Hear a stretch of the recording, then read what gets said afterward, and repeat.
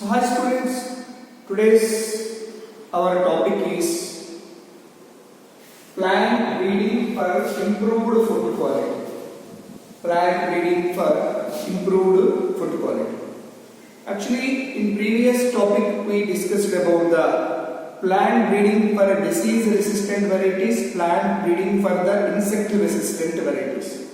Because of the efforts taken by the plant breeders, they had developed the high yielding varieties, disease resistant varieties which are resistant to the insect and some fungi, bacteria and viruses.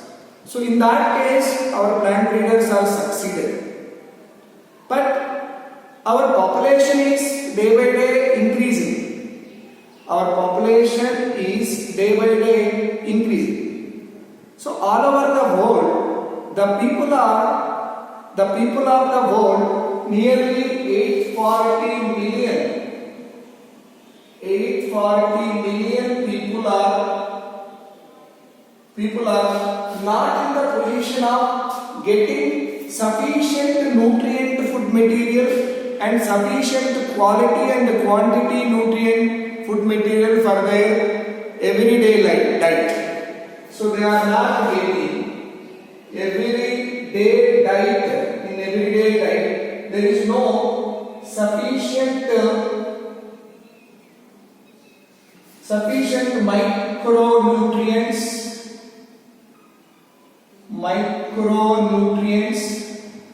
and vitamins. So because of that they are showing some deficiency disorders.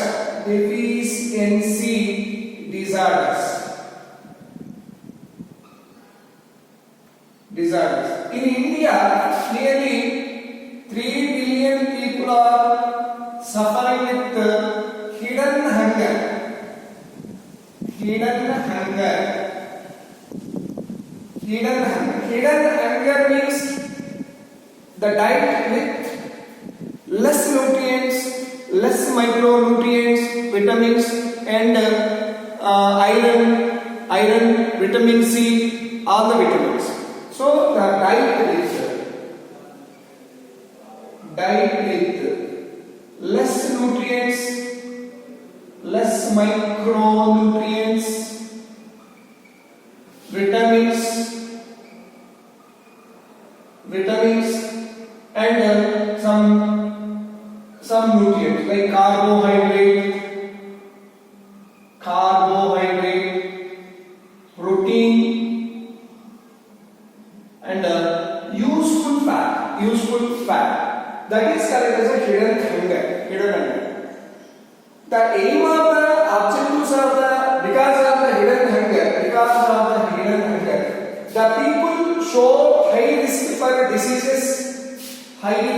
They show high risk for diseases. So they get the diseases easily. High risk for diseases. Reduce the lifespan of the people will be decreases, and reduce the mental ability.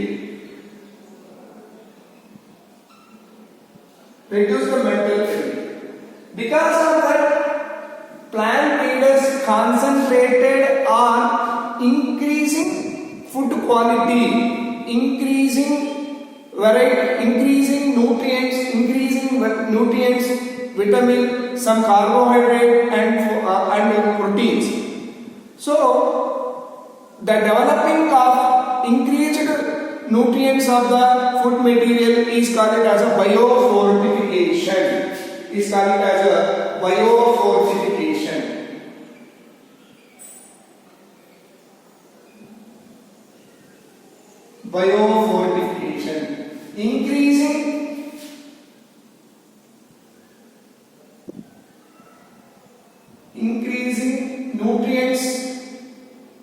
Increasing nutrients like proteins,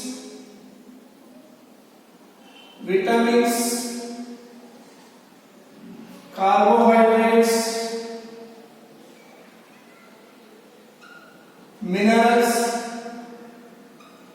is called as a biofortification. The aim of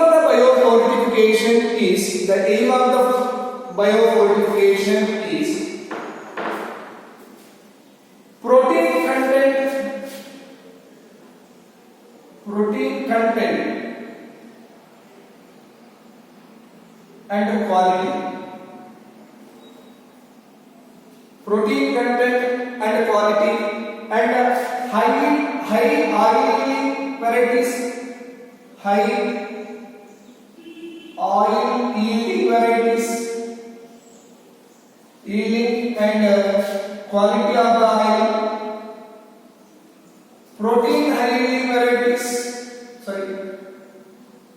high yielding micronutrients, high yielding micronutrients and minerals. So this is the aim of the biofortification. So the plant breeders are concentrated on the developing some vegetable crop and grains and food grains. So they developed one maize variety in 2000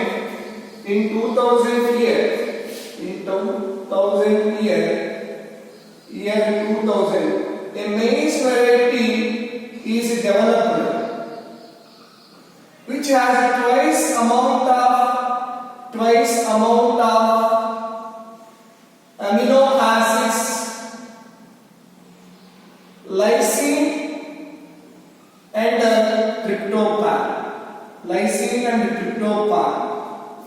So that such a maize variety is developed.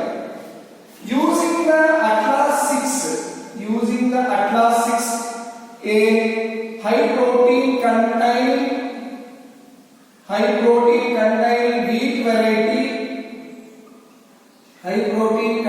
wheat variety, Atlas 6 is used as a donor for protein content and developed a wheat variety by the Indian Agricultural Research Institute in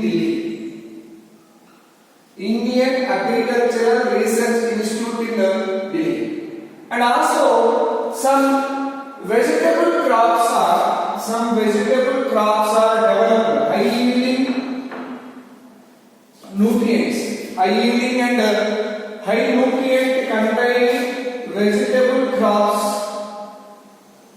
vegetables crops are developed by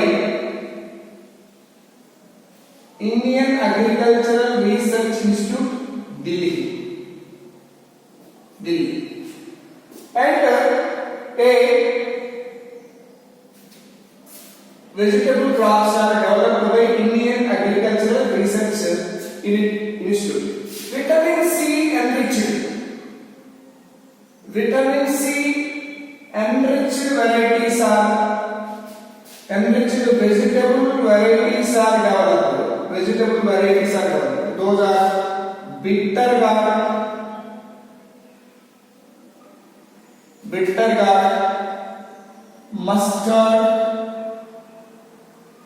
mustard and tomato. Bitter gourd, mustard, tomato. And vitamin A enriched pumpkin, carrot, spinach are developed. So vitamin A enriched pumpkin, carrot, spinach vegetables are developed. And iron fortified rice variety is developed. This iron fortified rice variety is 5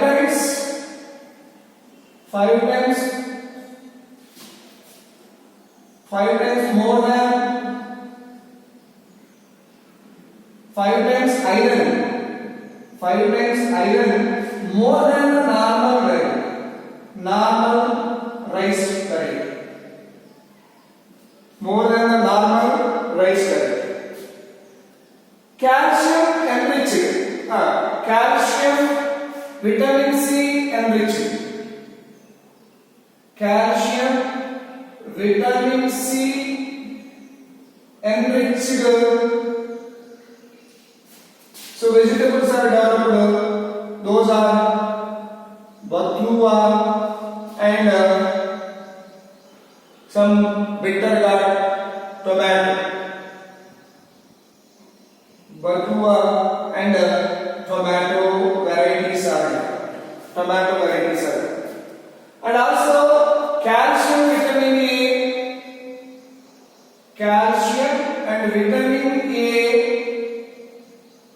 enriched spinach is developed. Spinach, leafy vegetable, is developed by the plant breeders. And some of the beans, some of the high protein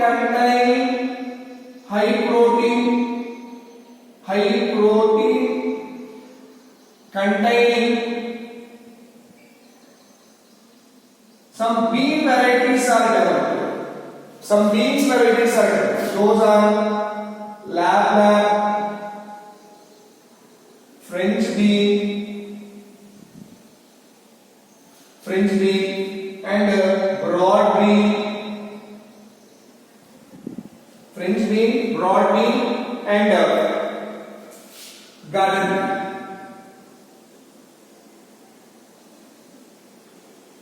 Garden pea variety is developed. So this is about the plant breeding for improved food quality. Actually, the plant breeders concentrated first on the high yielding varieties, disease resistant varieties. So when the population is growing, they concentrated on the fortified varieties, by the biofortification. So nutrient rich varieties are developed by the plant breeders. So because of that, so we need to provide the nutrient for the population, and we can save from the malnutrition and nutrient deficiency disorders. So this is about the plant breeding for improved food quality.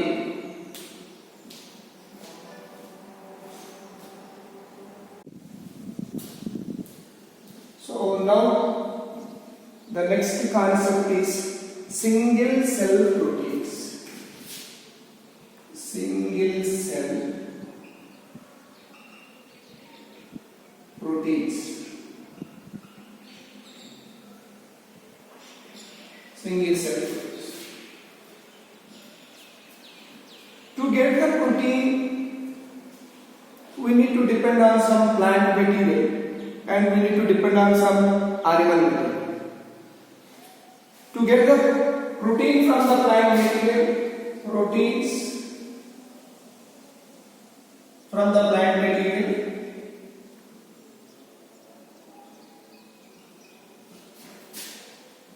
cereals, pulses, vegetables.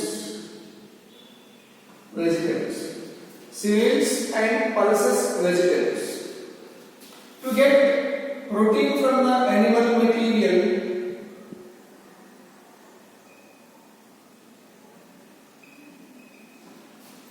meat,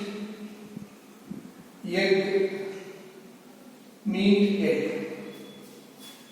Nowadays, the population is increasing. For increasing population, we need to grow, we need to increase the productivity of the cereals and some vegetables and pulses. But the land is not sufficient for the high fertile land is converted for the real estate or some other activities for industries. Because of that, our productivity is day by day is decreasing. So that we need to develop some we need to develop some microbes for the protein content. Protein content. So here, when the population is increasing, demand of the cereal, pulses, vegetable and meat also increases. So when we depend on the animal for meat to get sufficient protein, when we have to depend on the meat for protein, so the animal should grow properly. For animal, we need to provide the cereals or vegetable or some other grass or material. The demand on the cereal is also increases when we shifted from the plant material to animal material for the protein. When we shift from the plant material to animal material for the protein, the demand of the grains also increases to grow the animals, so that every day the population is increasing. 25% of the population is not getting sufficient nutrients, so that the plant breeders are searched and developed one alternative source of the protein containing, those are single cell organisms. So the plant breeders developed alternative source for protein content. Those are microbes. So some of the microbes will grow in the small area. In that small area, they can give the more amount of the product. They can give the large product. We can grow these plants. So these plants can be grown in short space and give large productivity, high productivity or high productivity. And we can use the waste material.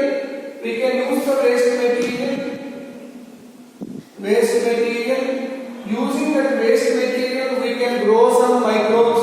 From that, we can develop the high nutrient food material. So we can recycle the waste material. For example, spirulina is one of the algae. Spirulina is an algae. From that spirulina, we get the protein containing food materials. This spirulina algae will grow in the wastewater, the wastewater from the industries like potato processing unit. It will grow in the wastewater, which is the wastewater from the industries like potato processing units. Even the drainage water, some wastewater, we can grow this spirulina in a large quantity, in a large scale. In a large scale, we can grow in the large scale. So 250 kgs of the cow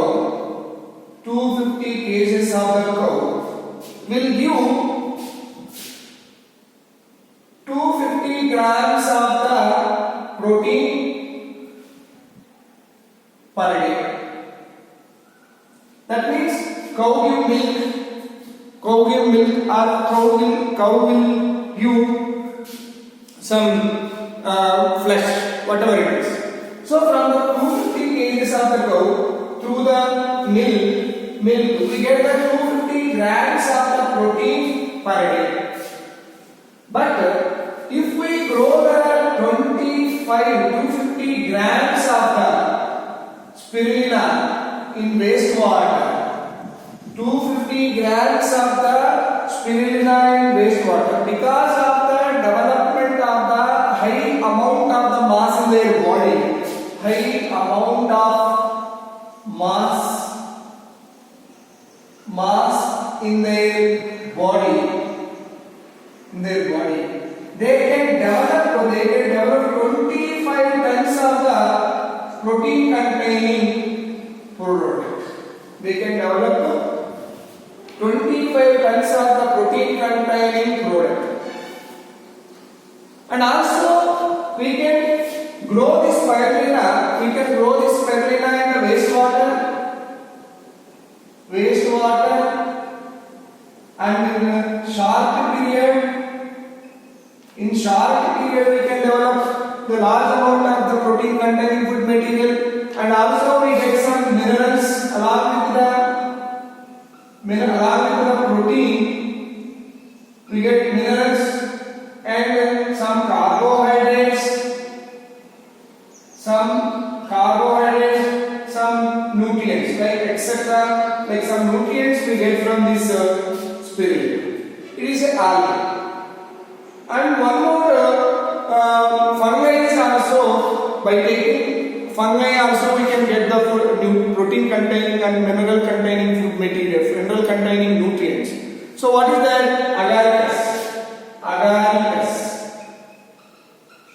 bisporus. Agaricus bisporus. It is a fungi.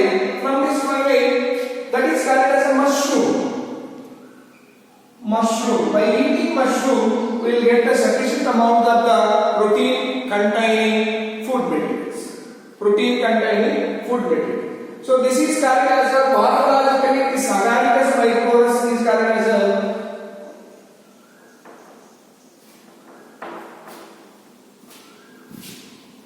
basidiocarp. That is called as a basidiocarp. And different types of microbes are used for the cultivation in wastewater in a short period, and we can get the sufficient amount of the protein. So what are those? Some bacteria we can grow. Methylophilus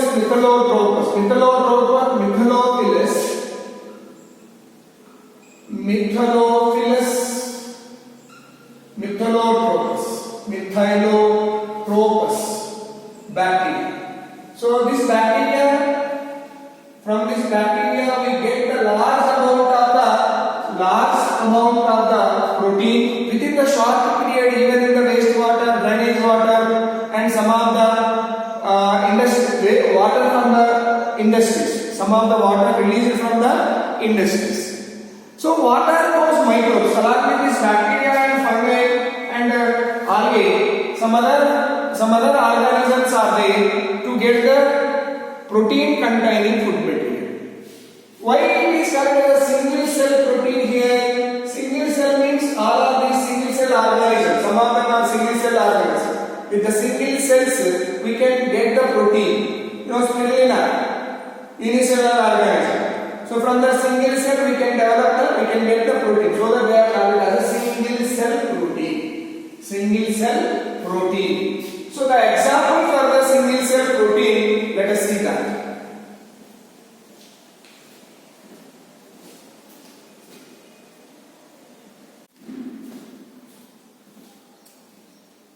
Some of the microbes which are grown in the medium for the single cell protein, to get the proteins from the single cell. The algal single cell proteins are Chlorella, Spirulina, Centesmus. And the bacterial SCPs are Methylophilus methyllotropus and Bravibacterium. And fungal SCPs Candida itilis, Saccharomyces cerevisiae, it is a yeast. Saccharomyces cerevisiae is a yeast. And Agaricus, it is a mushroom. So these are the example for the single cell proteins. Now the topic is tissue culture. Tissue culture. Tissue culture.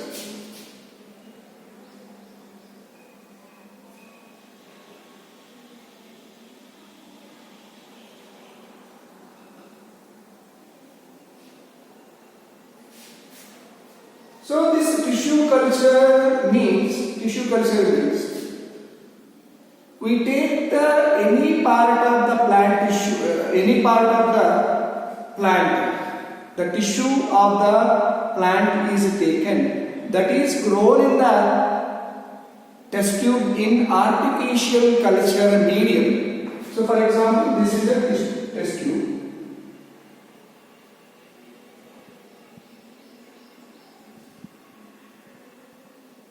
In this test tube, we can take the plant material, plant tissue. We can take the plant tissue here. So this plant tissue is grown in culture medium. We take culture medium here, artificial culture medium. In this artificial culture medium, we grow this plant tissue as a new plant. It is called as a tissue culture. Then what is the need of doing this tissue culture? As we follow the different traditional steps and some other steps, we are not providing the demands of the food, demands of the population. We are not fulfilling the demands of the population. So that in 1950s, scientists developed one method that is called as a tissue culture. Tissue culture. In this tissue culture, the plant part, whatever it is taken, in the culture medium is called as an explant. The plant part, which is used in the culture medium in test tube, is called as an explant. And this explant is grown in the artificial conditions, in the nutrient medium, culture medium or nutrient medium. In this nutrient medium, we can grow this tissue, whatever it is taken from the plant part, and then we can develop the whole plant. That is called as a tissue culture. The developing of whole plant from the developing of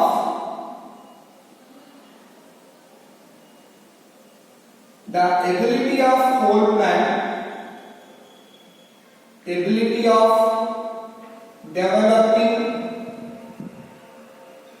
whole plant by taking explant, a part of the plant, is called as a totipotency. The ability of the plant, the ability of developing of whole plant by the taking of a plant tissue, that is called as an explant, is called as a totipotency. For this, we need to develop one culture medium, nutrient medium we need to develop. How it is prepared? This nutrient medium is prepared with first step in the tissue culture, preparation of nutrient medium, nutrient or culture medium,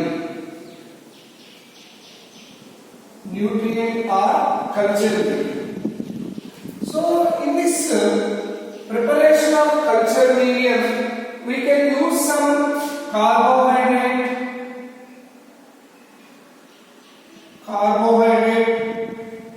some plant growth regulators,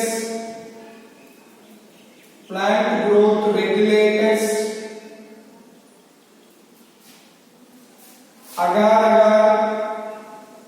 It is a material extracted from the red algae, Gracilaria, Gelidium, agar-agar, plant growth regulator, carbohydrates. Some minerals are used as a culture medium in tissue culture.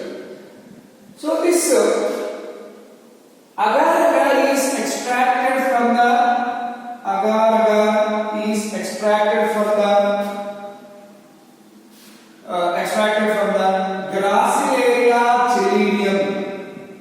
Gracilaria Gelidium.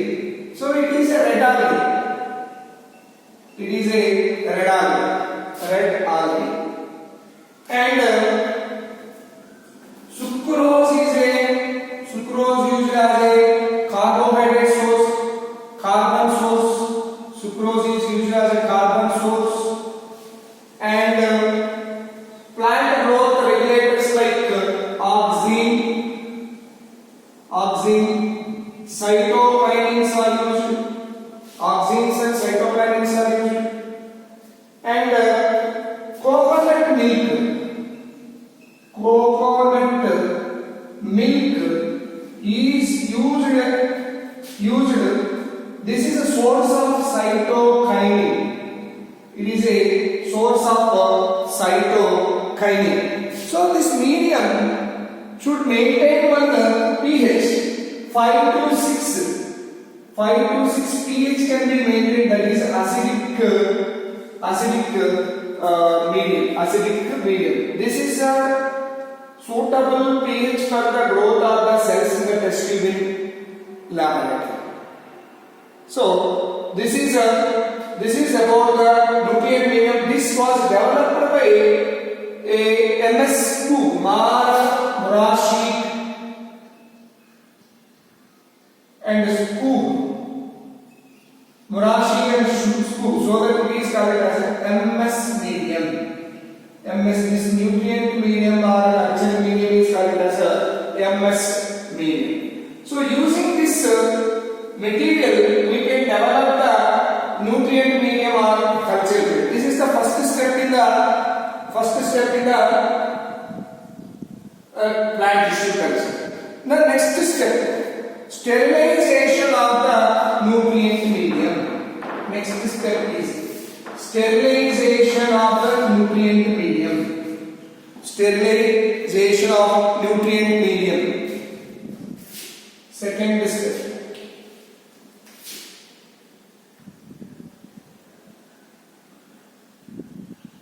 Sterilization of nutrient medium.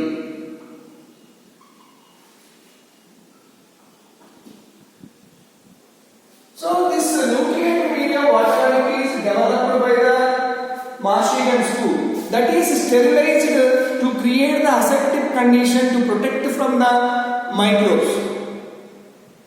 So some aseptic medium is developed. Aseptic medium is created in the sterilization method, that is autoclave. In autoclave method, 120 degrees centigrade of the temperature is maintained. 120 degrees centigrade of the temperature is maintained, and 15 pounds per second the rotation. 15 pounds per second pressure is maintained in the autoclave. 120 degrees centigrade, 15 pounds per second pressure is maintained in the sterilization nutrient medium. So such a way the nutrient medium is sterilized in the autoclave machine. So then that is the second step. Third step is preparation of the explant. Preparation of explant. Third step is preparation of explant. So from most of the time we can collect the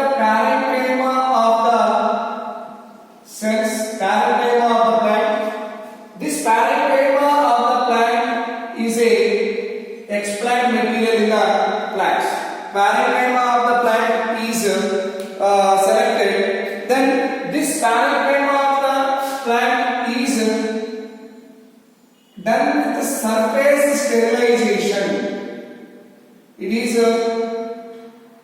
surface sterilizing. The explant is surface sterilized. The surface sterilization is done by sodium hypochlorite. Sodium hypochlorite. So, because of the surface sterilization of sodium chloride, sodium hypochlorite, this parenchyma of the plant material is surface sterilization because it is a smooth material. The parenchyma is a smooth material. If you take the hard material of the plant, if it is a hard material,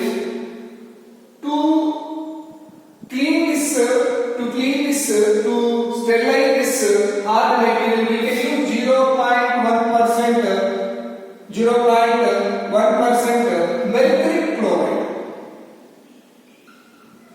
mercury chloride.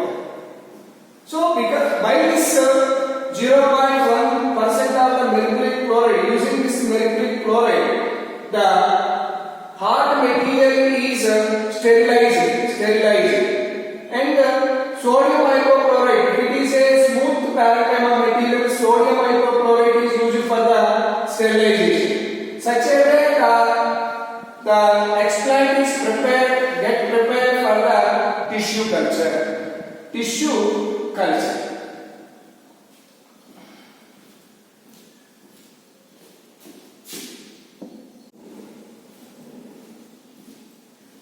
So next, now the nutrient medium is ready. And explant is ready. Next, in third step, the explant is inoculated into the nutrient medium. The explant is inoculated into the nutrient medium by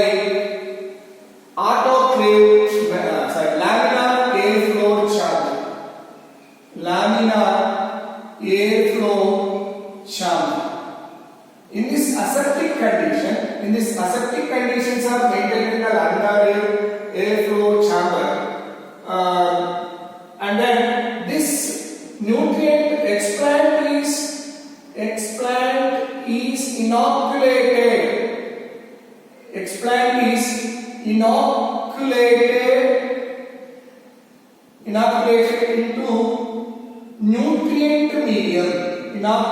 into nutrient medium. So thereby the explant is inoculated into the nutrient medium. So this is the third step. Fourth step is incubation. In this incubation, the material whatever it is taken in the test tube,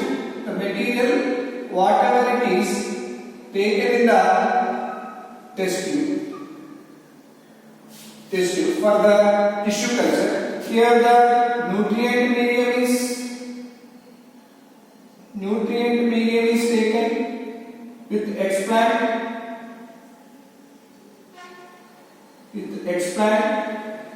This is cultured into 3 to 4 weeks.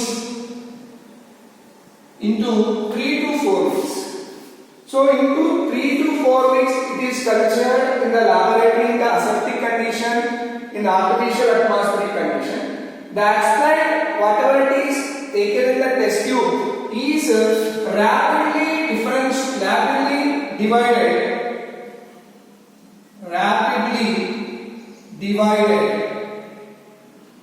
and form undifferentiated mass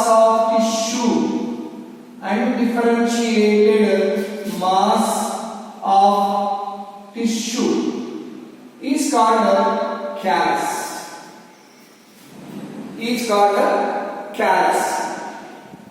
From this callus, we can develop the organ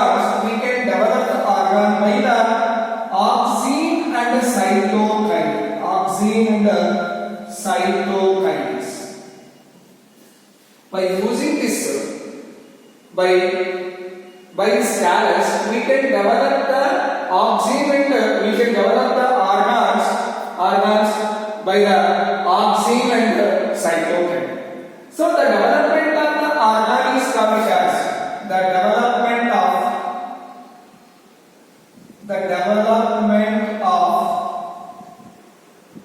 organ from the callus is called as organogenesis. The development of the organ from the callus is called as organogenesis. The organogenesis include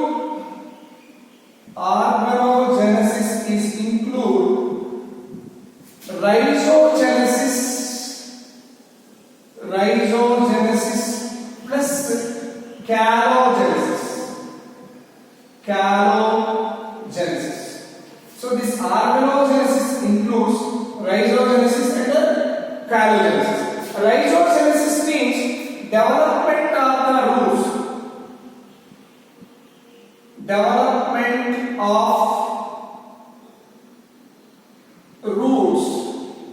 From the callus is called as a rhizogenesis. Presence of more auxin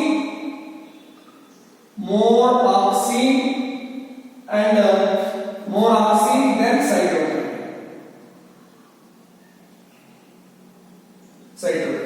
So more auxin and cytokine is used for the development of the roots, and this is called as rhizogenesis.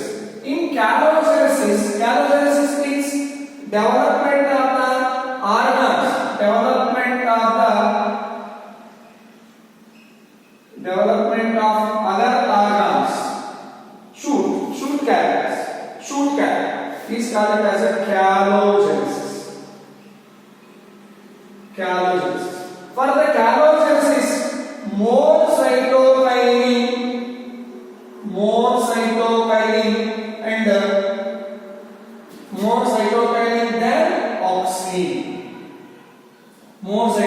than auxin. Then that organs are developed. Other shoot portion is developed by the calogenesis, by the rhizogenesis. Roots are developed. Finally, small plantlets are developed in the test tube. Small structures are formed. Those are similar to the embryos.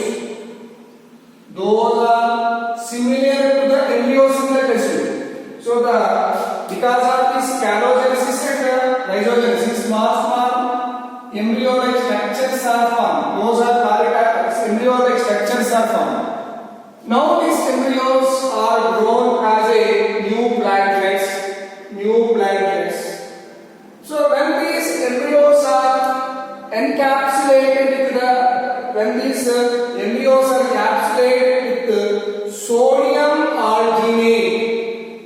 sodium alginate. Using the sodium alginate, whatever the embryos are found in the test tube, then capsulated with this sodium alginate and form the artificial seeds. Now these artificial seeds are used for the growing new plant. Such a way, in a short period, we can develop the new plants. Such a way, we can develop the new plants in the short period very rapidly, and expected plants we can develop. Sometimes we can develop the virus-free plants also. Virus-free plants. So when we use the meristematic tissue, we